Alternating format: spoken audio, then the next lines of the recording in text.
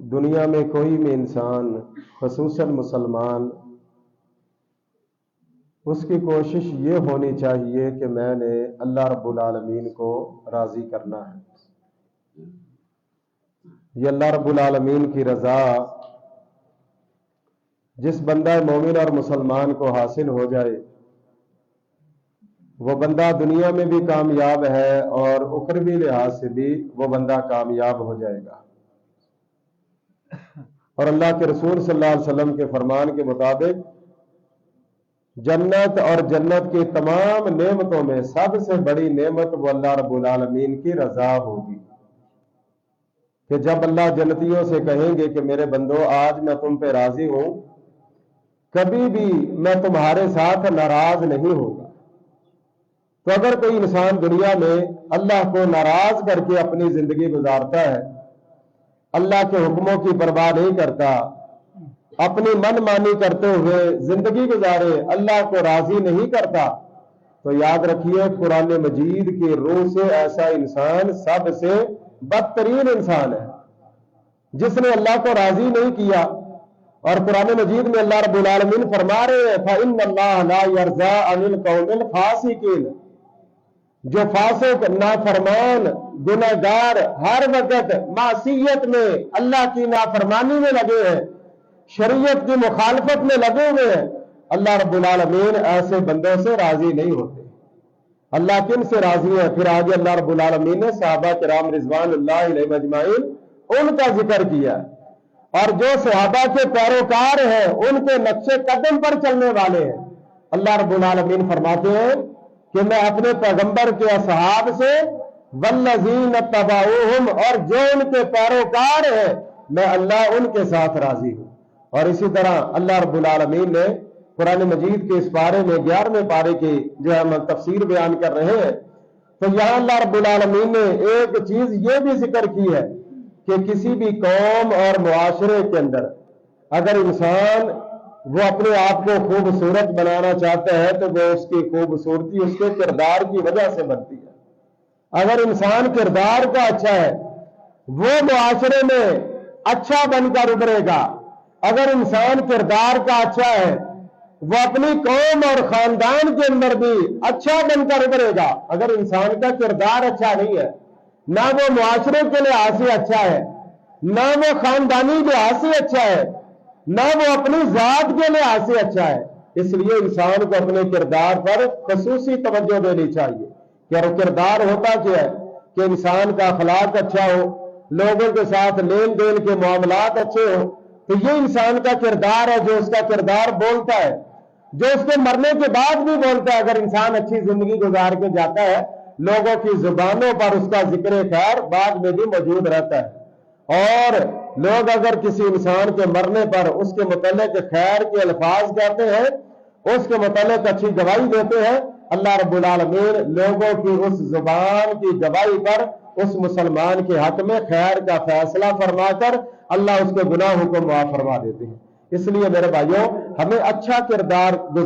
رکھتے ہوئے اپنی زندگی جو ہے اس معاشرے کے اندر گزارنے کی کوشش کرنی چاہیے, تاکہ جب تک زندہ ہیں لوگ ہمیں اچھا سمجھ کر ہمیں دیکھیں تو اچھا سمجھیں, اور جب ہم دنیا سے چلے جائیں لوگ پھر بھی ہمارے جانے کے بعد اچھے الفاظ میں ہمارا ذکر خیر کرتے رہے. اور اسی طرح اللہ رب العالمین نے اس بارے میں ایک یہ بھی ذکر کیا ہے کہ کوئی بھی چیز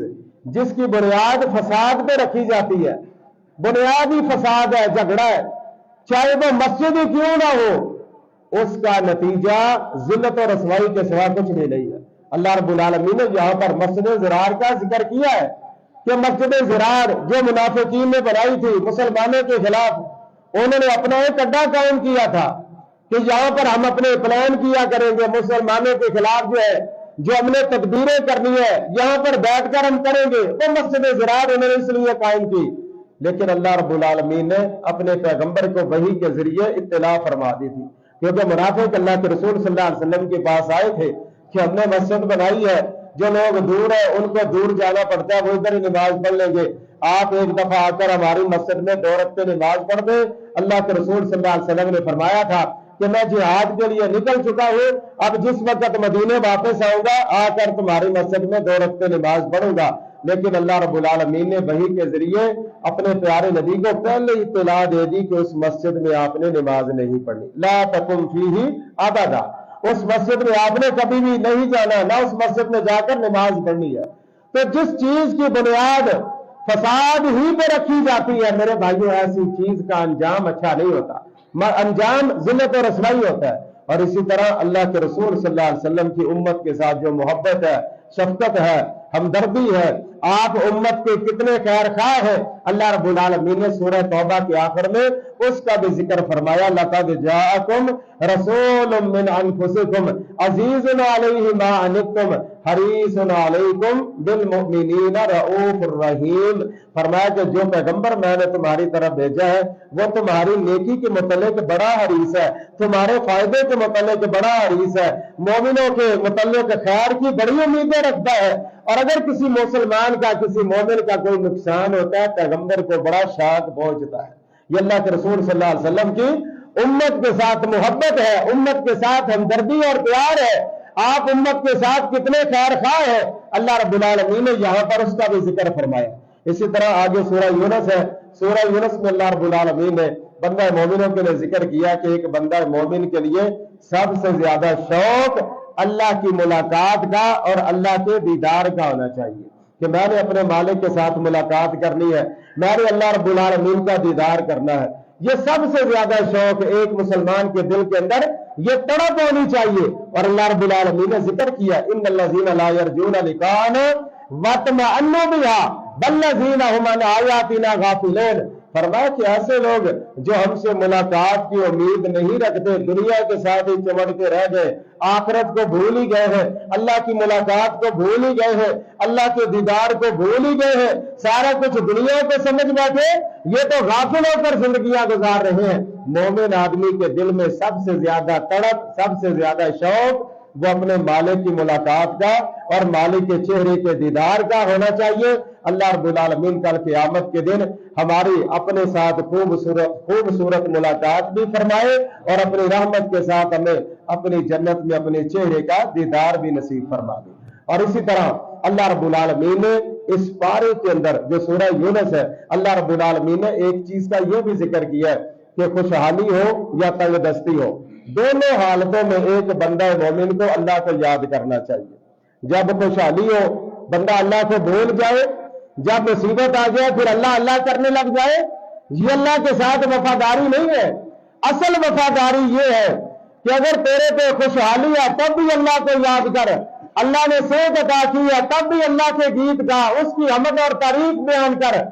اگر مصیبت آ جائے پھر بھی اللہ کے سامنے فریادیں کر۔ اللہ کے رسول صلی اللہ علیہ وسلم فرماتے ہیں کہ جو بندہ یہ چاہتا ہے کہ اللہ مصیبت کے وقت، بیماری کے وقت میری دعاؤں کو قبول کرے، فرمایا کہ اسے چاہیے کہ خوشحالی میں اللہ سے خوب دعائیں کیا کرے۔ اس وقت وہ اللہ کو نہ بلائے جب اللہ نے نعمتیں عطا کی ہے، صحت عطا کی ہے، اس وقت بھی اللہ کو یاد رکھے، تو ایسا بندہ اللہ رب العالمین کو بہت پسند ہے۔ حقیقت میں وہی وفادار ہے جو خوشی میں بھی اللہ کو یاد رکھتا ہے اور تنگی اور پریشانی میں بھی اللہ کو ہی یاد رکھنے والا ہے۔ اور اسی طرح اللہ رب العالمین نے قرآن مجید کا بھی ذکر کیا ہے، فرمایا کہ یہ قرآن مجید اور صرف اس پارے میں نہیں، اللہ نے پہلے پارے میں بھی کیا، دیگر کئی ایک جگہ پر اللہ رب العالمین نے قرآن پاک میں 4-5 جگہ تقریباً جو ہے یہ چیلنج کیا ہے۔ جو لوگ قرآن پاک کا اس وحی کا انکار کرتے تھے، اللہ فرماتے ہیں کہ اس قرآن جیسی ایک سورت لا کر دکھا دو، لیکن کوئی نہ لایا ہے، نہ ہی قیامت تک کوئی لا سکتا ہے۔ اور اسی طرح اللہ رب العالمین فرماتے ہیں کہ لوگوں یہ قرآن مجید تمہارے پاس اللہ کی طرف سے ایک بہت بڑا واعظ ہے، اور وشفاء لما فی الصدور، سینوں کی جو بیماریاں ان کے لیے اللہ رب العالمین نے اسے شفا بنایا۔ تو یہ قرآن مجید روحانی طور پر بھی ہمارے لیے شفا کی ایک بہت بڑی جو ہے اللہ کی طرف سے ہمارے پاس ایک کتاب ہے شفا حاصل کرنے کے لیے، اور جسمانی طور بھی اللہ رب العالمین بیماروں کی اس قرآن مجید کی برکت سے شفا عطا فرماتے ہیں۔ لیکن چاہیے کہ ایک بندہ مومن کو اس قرآن مجید کے ساتھ حقیقی طور پر محبت کرے، اس کو سمجھے، اس کے معانی اور مطالب کو سمجھ کر اس کے مطابق اپنی زندگی کو بنانے کی کوشش کرے، اس قرآن کا سچا پیار ہو ओढ़ना बिछौना अपना अल्लाह की किताब को बना ले कि इसके अंदर मेरे लिए क्या क्या मैसेज है। मोबाइल हर वक्त हमारे पास होते हैं, जरा सी घंटी बजती है हम फौरन निकाल कर देखते हैं किसका मैसेज आया है। मेरे भाइयों, ये 14.5 सदियां पहले का अल्लाह ने ये मैसेज अपने प्यारे नबी के सीने पर हमारे लिए उतारा है। हमने ये देखना है हम इस मैसेज को रोजाना कितना पढ़ते हैं और उसके ऊपर अमल कितना करते हैं। इसलिए असल कामयाबी यह है कि अल्लाह की इस किताब को समझा जाए और उसके मुताबिक अपनी जिंदगी को बनाने की कोशिश की जाए। इंसान दुनिया आखिरत दोनों लिहाज से कामयाब हो जाता है। अल्लाह रब्बुल आलमीन हमें सही तौर पर कुरान पाक को समझकर अपने दीन के मुताबिक हमें अपनी जिंदगियों को बनाने की तौफीक अता फरमाए।